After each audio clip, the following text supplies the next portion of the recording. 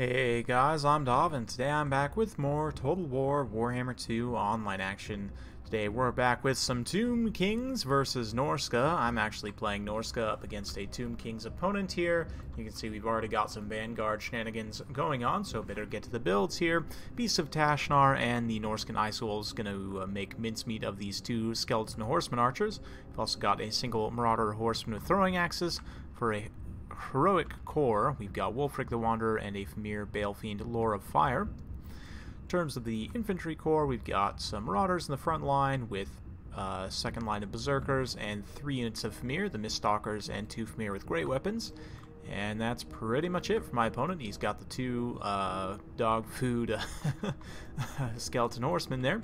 He's also got Settra the Imperishable up on War Sphinx here. Looks like he's got Incantation of Protection and Incantation of Cursed Blades, as well as one more Incantation of Desiccation, perhaps? Vengeance. So he's also got 2 Tomb Guard with Halberds, Kepler Guard, Skeleton Warriors around, some more Tomb Guard, Sword and Board in the front line, another Tomb Guard Halberd in the back line, and a Tomb Scorpion with a Necrotect to help heal it up. So without further ado, let's get the battle rolling, and zooming back over to the Hounds here. Yeah, I'm a huge fan, and you guys have seen plenty of them recently, the Norscan Ice Wolves here and the Beasts of Tashnar being used in tandem. The Beasts of Tashnar do not have the Frostbite, but of course Norscan Ice Wolves do. Beasts of Tashnar do, however, have bonus versus large and are just very good at hunting down missile cav in general. So you can see here the main drawback of Skeleton Horsemen becomes readily apparent, as they're going to get easily caught by the Marauder Horsemen here. The Skeleton Horsemen just so slow. Only 76 speed, which is on par with heavy cavalry, but for light cavalry is incredibly underwhelming, and it's one of the reasons why I think the Skeleton Horsemen are probably one of the worst skirmish cav units in the game. They're a nice tool for the Tomb Kings to have. They're just too slow to really do what you need them to. They're going to get caught and destroyed here regardless, so unfortunate situation there, losing about 1,000 resources right out of the gate, but it's nothing Tomb Kings can't necessarily come back from. That being said, the Tomb Kings definitely have a poor engagement versus Norsca. Norsca, I definitely think, has the advantage in this particular matchup. They can cut up the infantry line very effectively, hunt down the armored constructs very effectively as well, so ends up being pretty rough. Of course, Norsca does also have access to Lore of Fire with both the Famir Balefiend and I believe a Shaman Sorcerer as well with Lore of Fire, so the Tomb King's characters are going to be somewhat squishy here. Settra, even up on his War Sphinx here, is going to be flammable, if I can find it here. 25% weakness to fire, so a bit unfortunate. Blessed Legion here, moving up to do some skirmishing, shooting at the Marauder Berserkers. Very good target. Probably with the Armor Sundering, though, you'd probably want to be shooting at the Famir Warriors instead. But still, a decent target. You can see just kind of pushing up on all fronts here. Once the engagement gets underway, it's going to go relatively quick, as Norsca is a win-or-lose-quickly type faction. But Skeleton Warriors, doing that interesting animation there, going to be charging into these Marauders here, and just kind of holding back with some of my other units, waiting for this Tomb Scorpion to commit. Meanwhile, over on the far side, we're going to be bringing the Hounds up and around to start compromising this backline position. And yeah, Wulfric also coming forward here, probably to drop a Sea Fang somewhere. But the Famir and the Skeletons, the Famir and the Marauders obviously will cut up the Skeletons without too much issue. There goes the Sea Fang, cutting up a whole bunch of the Tomb Guard in the front line. And Tomb Guard, because they only have 50 armor, will take a lot of damage from those type of spells. But anyway, you can see here the throwing axes, just kind of pitching their axes into the back here. Not a whole lot going on there, but in the center pocket, big old Flaming Sword of Ruin going down as the Miststalkers duke it out with Settra here in the center, and a massive Burning Head also going to go down and roast out most of the supporting infantry for the Tomb Kings, even going as far as to hit these guys. Clipped them a little bit, did some okay damage there, nothing too bad. But yeah, Cascading Fire Cloak as well, going to be used to buff up the melee defense of these Miststalkers and give them some additional armor-piercing damage.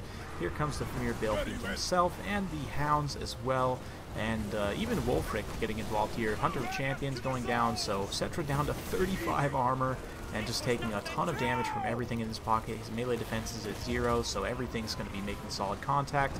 And yeah, it's going to be brutal stuff. The Armor Sundering combined with the Hunter of Champions from Wulfric, giving him minus 60 armor in total, definitely helps Wulfric perform, considering he's a non-armor piercing unit, quote unquote, and the Hounds as well, and of course the Berserkers, all non-armor piercing, so it will do much better, of course, with the armor sundered. Meanwhile, Necrotech, honestly, doesn't really have that many constructs to heal besides this Tomb Scorpion, and it's not honestly taking that much damage. Settra, on the other hand, is, and the Necrotech himself, of course, as soon as that Flaming Sword Ruin goes down, it's going to take a lot of damage, especially because he's infantry. These Marauder Berserkers have anti-infantry bonus, so they'll cut him up quite well. And yeah, a little bit of a monster mash here in the center, but the summoned Ushabti getting taken out with relative ease there, and a big old curse going down, looks like, from Settra there. But yeah, Tomb King's not long for it at this point. Another nice Sea Fang going down, clipping through the few Tomb King's infantry that remain. Kepperguard also pretty rough pick in this matchup because of that regeneration trait. They are going to take extra damage from the fire, and of course Flaming Sword Ruin is a big risk here. So yeah, man, Wulfric with his flaming hooves, never noticed he gets that kind of chaos champion looking horse, but yeah, it is going to be victory for the Norskins. Just Settra and his other construct here holding out, but they'll go down just even from the crumbling relatively shortly, and ooh, knocks over the Bale Fiend and promptly falls over. So yeah, in this case Settra doesn't rule, or yeah, Settra doesn't rule, Settra just burns instead. But fun stuff, well played to my opponent. Hope you guys enjoyed watching that one. In terms of a way to beat this, I think there are a few things you could do. Number one, the skeleton archers, skeleton horseman archers that is, seem nice on paper, but they're too slow to get away from hounds, so I would cut them. I would also cut the Kepper Guard and just go with more Tomb Guard with halberds, because they're going to be your ticket at taking down the Famir for the most part. And then honestly, chariots might not be a bad idea against Norsca. Help clear out some of the lighter Norscan infantry relatively easily. The Tomb King's chariots will do quite well at that. In terms of taking out the Hound squad, there's not a whole lot you can do besides just wear them out through sheer attrition. So taking a more high and tight force, Settra up on the Warspix does give him a lot of HP. So, you know, I like that pick. Having him on the horse would be decent as well, although both guys, as he's flammable.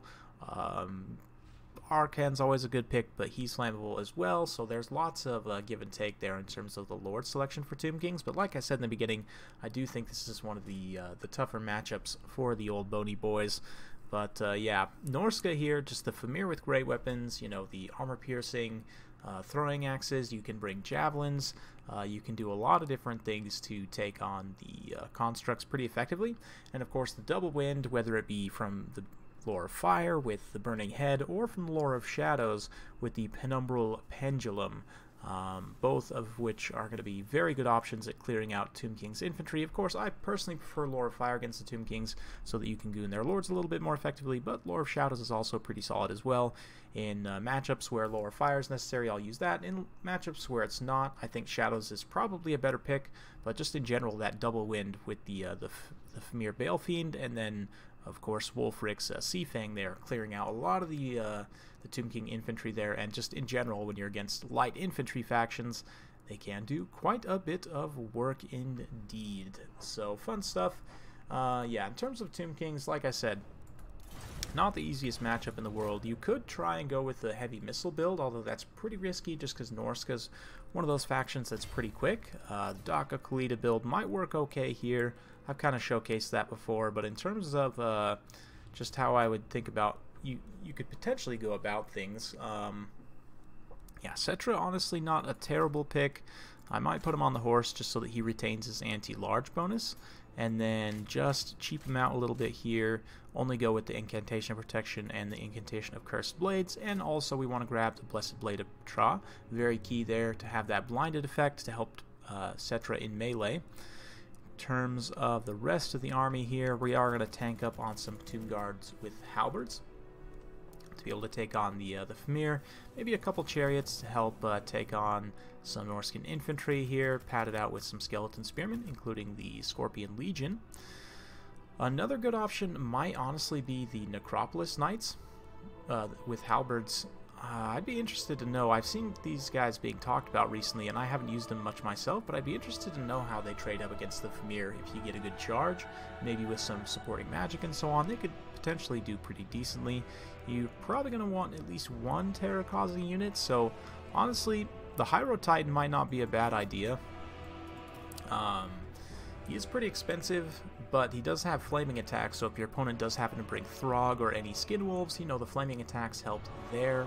Any of the Frost type units as well. Like, I haven't ever seen anyone bring a Frostworm in this matchup, but you never know. Shem's Burning Gaze and Spirit Leech, of course, can be very useful as well if your opponent brings not Throg, particularly the Spirit Leech, of course, going to be good at taking down that target. So we're going to grab the Hero Titan for our Terror option. Then we've got 1,300 left, not quite enough for a unit of Necropolis Knights. Ooh, we're just a few gold short of being able to afford the Eyes of the Desert here, the Regiment of Renowned Sepulchral Stalkers, who might not be a bad pick as well. But, what else could we do here just to kind of tie things up? A couple Carrion might not be a bad idea. They have decent melee defense, and they can get in and tie units down at the very least. And then, I'm not really sure. Again, this matchup is not necessarily great. Maybe even just another Skeleton Spearman, or I guess we could grab like a Necrotect if we cheap out some of his abilities here, just to have Restore so that he can heal the Hero Titan there. But yeah, let me know your guys' thoughts in the comments down below based on your experience in this matchup. What do you like to do as the Tomb Kings to take on the Norskins? Let me know your thoughts. Hope you guys enjoyed watching. If you do like this sort of content, be sure to like and subscribe. Big shout out to all you guys who jumped on my Patreon. Quite a few new patrons there, and I appreciate all the support. It means the world to me, and it is going to enable me to start upping the production value a little bit on some of my other videos. The battle replays themselves, I kind of quite enjoy this sort of one-shot live cast, so I'll probably keep doing these this way, but my other videos, certainly the production quality will improve, and I want to start branching out and doing some other things as well. So you guys on Patreon enable me to do that, so big thanks there. And if you guys are interested in supporting the channel, feel free to check out the link down in the description below. Thank you very much for watching, and we'll see you next time.